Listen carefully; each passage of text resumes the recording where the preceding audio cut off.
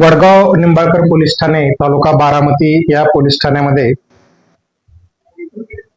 दिनांक 24 एप्रिल रोजी पॉक्सो अंतर्गत एक गुन्हा दाखल होता, ज्यामध्ये एका अल्पवयीन मुलीवर तिच्या आजीच्या भावाने तिच्यावर अनैतिक अत्याचार केलेले होते.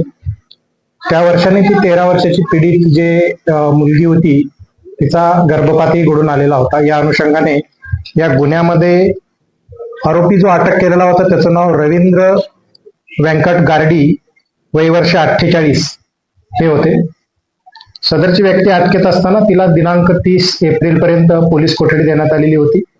आज दिनांक 28 एप्रिल रोजी सकाळी 8:08च्या सुमारास सदर आरोपी यांनी पोलीस स्टेशनच्या लॉकअपमध्ये पोलीस स्टेशनच्या अंतराला जी चादर दिली होती ती चादर फाडून लॉकअपच्या गेटला त्याने गळफास घेतल्याचं निदर्शनास आलं.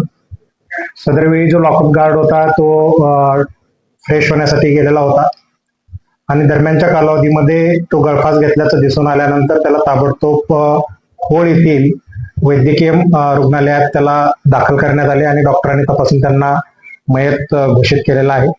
या अनुषंगाने पोलीस स्टेशनमध्ये अकस्मात मयत दाखल केलेला आहे.